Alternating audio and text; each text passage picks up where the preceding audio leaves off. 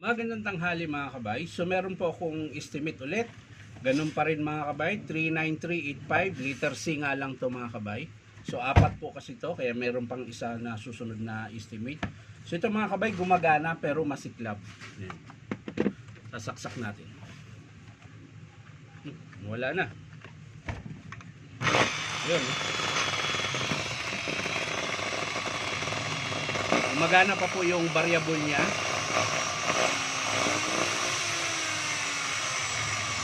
Ayan. 3.5.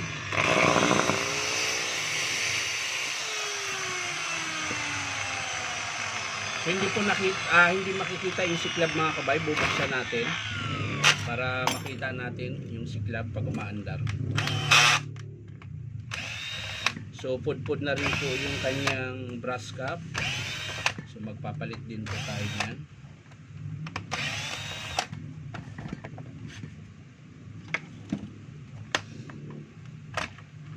So yan. Sasaksak natin ulit mga kabay. Nakabukas na yan para makita natin.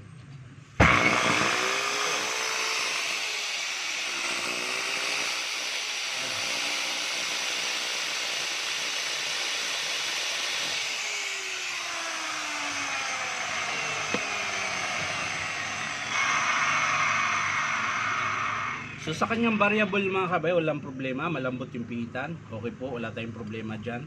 So dito tayo sa armature. Yan, mahaba pa po yung carbon niya. Tingnan natin yung armature. Kung bakit masiklap. Medyo matigas oh. Ay, nasa lang. Hindi talaga ito yung carbon niya mga kabay. Baka naman dahil sa matigas, hindi pantay yung pagkahasa mga kabay. So ibabalik natin ulit. Asahin natin. Hindi lang kasi pantay yung pagkahasa. Susubukan lang natin mga kabay, asahin ulit yung carbon. So siguro baka wala silang mabilhan na carbon na para dito. Kaya sinalpakan nila nito. Yun nga lang, hindi siya sakto yung pagkahasa. So yan mga kabay, maluwag na. So babalik natin. Tingnan natin kung mawawala yung siklab. Ngayon pag di mawala mga kabay, magpapalit tayo ng armature. So sa kabila, tingnan natin kung okay siya dito. So yan, malambot to. Yung isang carbon lang mga kabay ang hindi nahasa maigi.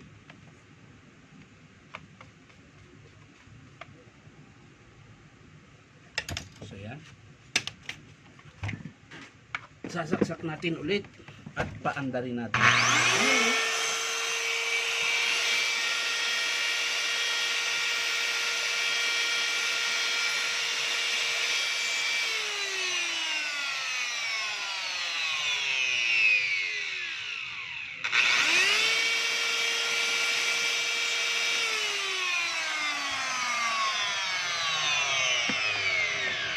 So hindi po sira ang kanyang armature mga kabay. Hindi lang po maganda yung pagkahasa. Ayan. Pero dahil nandito na rin, papalitan po natin ng carbon niya talaga. Ayan. Kahit mahaba pa po yung carbon niya. Ayan. Pero hindi naman yan talaga para dito. So papalitan natin ng carbon na original mga kabay. So antay-antay lang mga kabay, kunin ko lang yung carbon. So ayan mga kabay, ito po yung carbon niya. Para sa DWP849X na Palliser. So ang part number niyan mga kabay, maliit. So babanggitin ko na lang. 398327. Ulitin ko mga kabay, carbon brush ng DWP849X na car Palliser. 398327. So yan po yung carbon brush niya. Papakita natin mga kabay. So yan mga kabay. Hindi po siya ganun kahaba. Hindi katulad nung pinalit nila mahaba. Pero wala naman pong problema kung mahaba mga kabay. Ang importante lang naman dyan, sakto. Yung hindi siya masikip, hindi rin sobrang luwag. Ayan. So eto mga kabay, nahasa ko na yan. So kung halimbawa mapudpud tong pinalit natin na original, pwede pa rin naman niya yung ikabit ito. Ayan. Nga lang, ang problema nito mga kabay, masyadong matigas itong carbon na to kumpara mo dun sa original. Ayan. So ikakabit natin tong kanyang carbon talaga mga kabay. Ito talaga yung carbon ng car palliser ng DeWalt.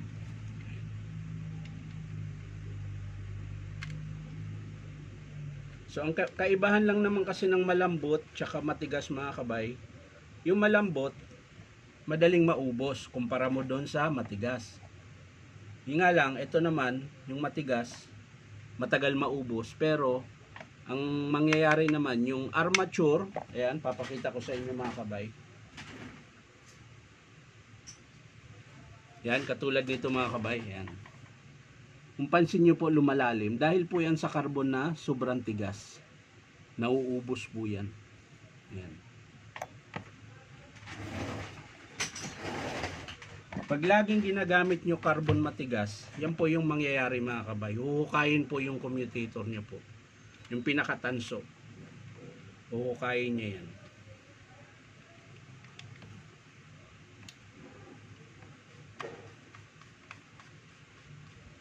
So yan mga kabay, nakabit na natin. So testing natin ulit.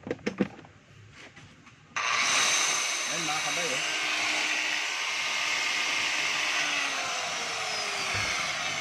okay na siya. So ito mga kabay, babalik lang natin to sa customer para kung sakaling wala siyang makuha na carbon, pwede niya pa rin tong ibalik. Ayan. Nasa kanya na yan mga kabay. Pero bago naman mahukay ang mga kabay, medyo matagal din naman. Pero kung palagi talaga yan ang gagamitin mo na carbon na matigas, mahuhukay po yung tanso.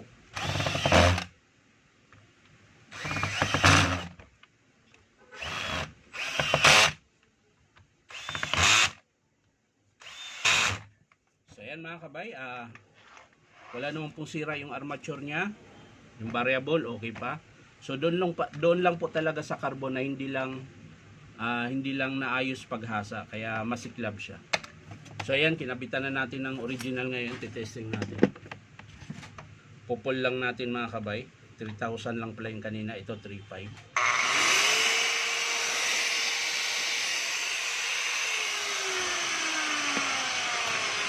So ayan mga kabay, maraming salamat sa panonood at pa-like and share na rin po. At syempre po, baka naman po pwedeng subscribe nyo po itong aking YouTube account na Inong Tabay. So ulitin ko mga kabay, ang part number ng kanyang carbon brush ay IN398327. So yan po yung carbon ng DWP849X ng DeWalt na pang car palliser. Ayan. So maraming salamat mga kabay. Bye-bye.